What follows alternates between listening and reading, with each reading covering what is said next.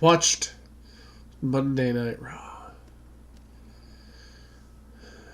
And the entire 3-hour experience left me with one word in mind. Yeah, alright. Yeah. I get that. Wasn't terrible. Wasn't great. Just kinda... It becomes more and more apparent that WWE doesn't know how to do with this much time between pay-per-views.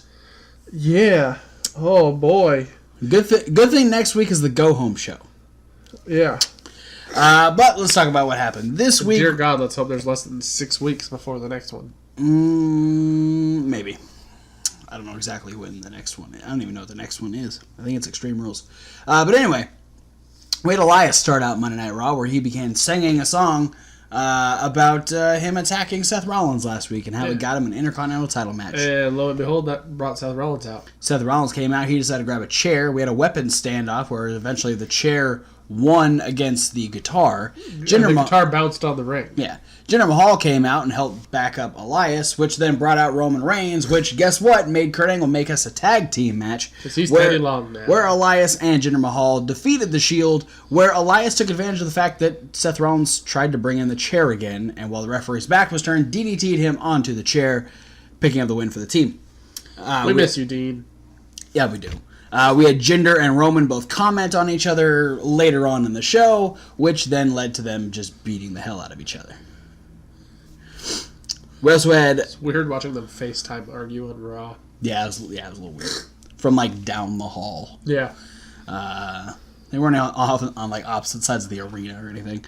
We had good old James Harden. You know James Harden from Houston, Texas. He defeated Curt Hawkins by DQ with the help of Baron Corbin, who hit James Harden with the End of Days and then spilled tacos all over Curt Hawkins.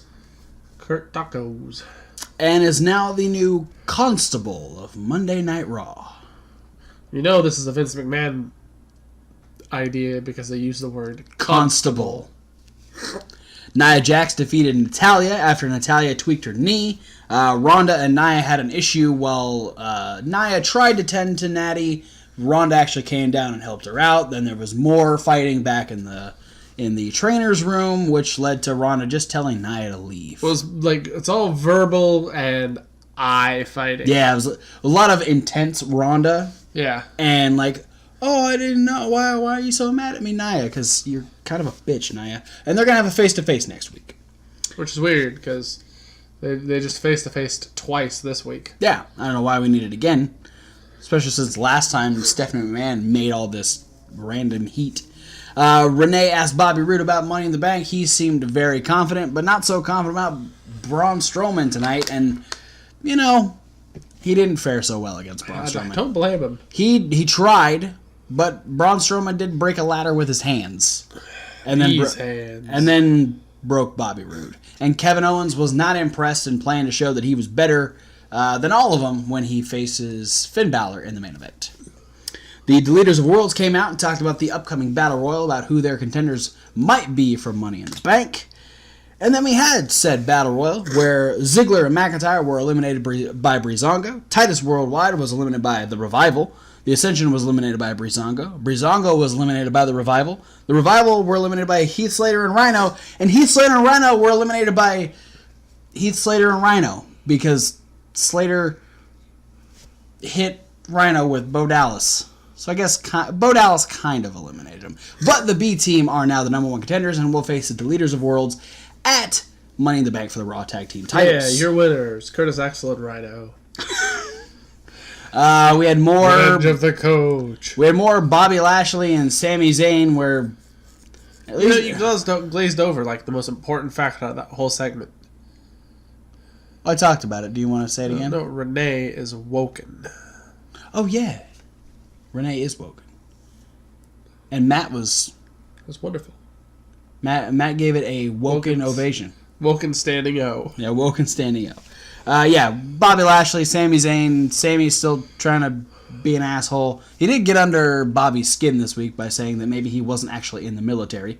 Yeah, that did not... You don't usually bring that up to a veteran. Yeah. Bobby's been doing really good at taking this whole angle in jest. Yeah, like kind of like, hey. Sammy, come on. You weren't in the military. Angry Bobby Lashley. Yeah, I mean, just judging by the fact that his bicep is the size of my head. Yeah. And my head is an abnormally large head. You do have a large head. He's not a guy I want angry at me. No. All right, now I need you to pay close attention to this next segment because it might make very little sense. But Alexa Bliss, Sasha Banks, and Ember Moon defeated the Riot Squad when Bayley pinned Sarah Logan. But Baron said it wasn't legal, and so Curt said that the Riot Squad won by disqualification. Monday Night Raw in a nutshell.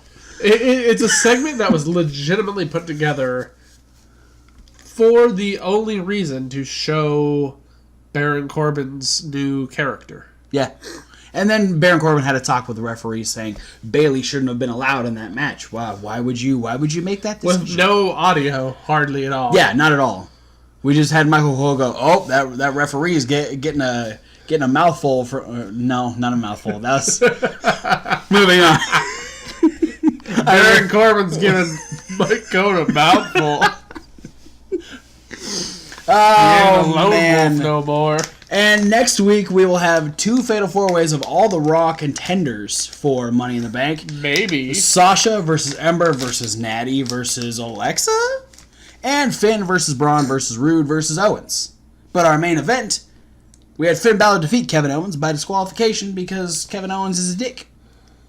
And then he did coup de grace Owens from the near top of a ladder. And then grabbed the Money in the Bank briefcase.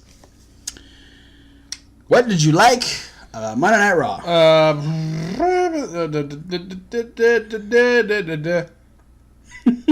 was it. I thought it was just music as I was scrolling through the notes. I liked things. I liked stuff. You liked things and stuff. Yeah. You gotta pick something. I know. Unless you didn't really like anything. I know there was something that you loved. Yeah. And we'll get to that in a second. But what did you like?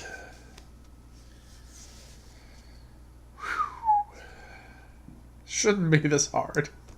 You want me to go first? Yeah. I liked Kevin Owens versus Sami Zayn. Kevin Owens... I'm just used to saying it. Kevin Owens versus Finn Balor. The reason it's not my love is because it was the 3rd disqualification of the night, and I was a little sick of it by then. But the match was still great. Cool little altercation afterwards, giving Finn some star time, holding up the Money in the Bank briefcase. So, Finn Balor versus Kevin Owens is my like. You know, I'll give my like to Braun versus Bobby. All right. Just because, one of those first time ever matches, plus Bobby Roode selling, and specifically his reaction when Braun, judo chopped a ladder in half. He chopped the ladder in half so hard Bobby Roode fell over. There was a shockwave that sent out and just knocked him on his ass. And Bobby's like, wait. I'm sorry. Yeah, that was cool. And then Bobby Roode became the slutty girl in a horror movie and tripped while running from the monster. Yeah. And then died. Not really, but yeah. Got power slammed. Yeah. I will be the segue to your love because my love was the promo from the Leaders of the Worlds. It's fun to watch them have their... their promos up on the Tron are always fun, but it was nice to see them actually interacting with the crowd and with Renee and doing the whole asking... Bray kept getting real serious. Yeah. Yeah, Bray is definitely the darker side of this whole... Yeah. This union here, but then Matt just makes it extra weird and just out there. It's a lot of fun, and I really enjoy the tag team. Yeah. Which led into the Battle Royal where my boys, the Revival, didn't win the match, but during the commercial break, eliminated Titus Worldwide. Did it take away that it was during the... Absolutely not. Just the fact that it still happened. Saw it because they played the replay. All right. I think it actually adds to it that Titus O'Neil got knocked out not even on TV. Like, it's not even important enough to have his elimination on screen. Meh. It's just going to slip out of our hearts as fast as he slid in. The ring. And probably quicker than he slid under the ring at the Greatest Royal Rumble. My dislike is still the unnecessary and very forced heat between Ronda and Nia Jax. Yeah. It's not fun. It doesn't make me...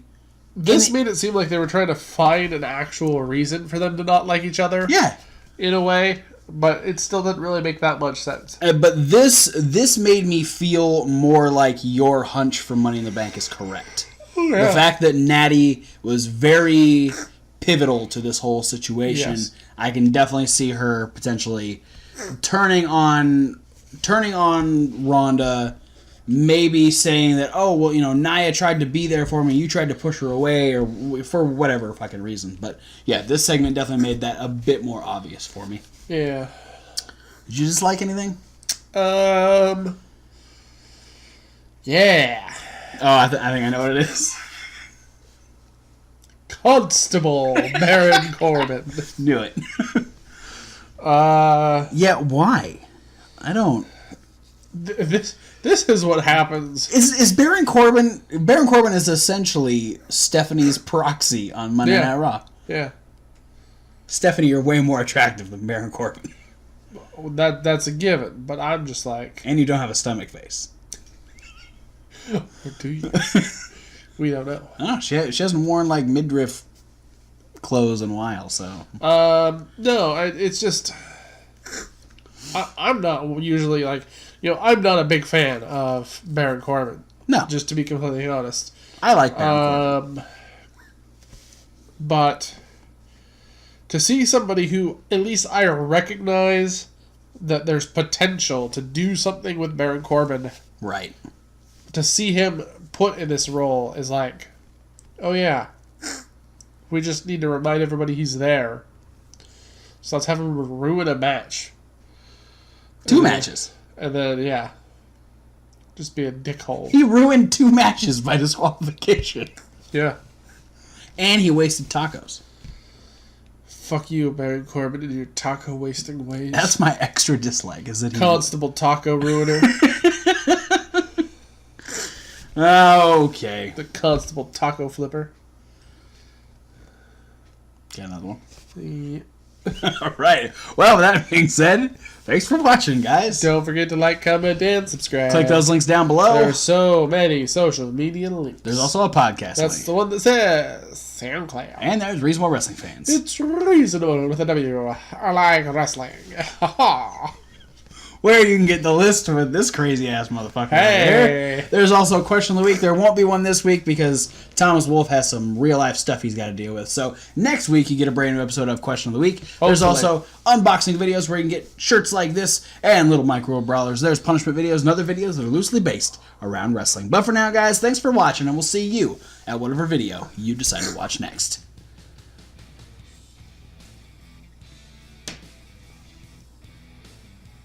The revival fucked half of Modus. Yeah, during the commercial. So we didn't have to watch.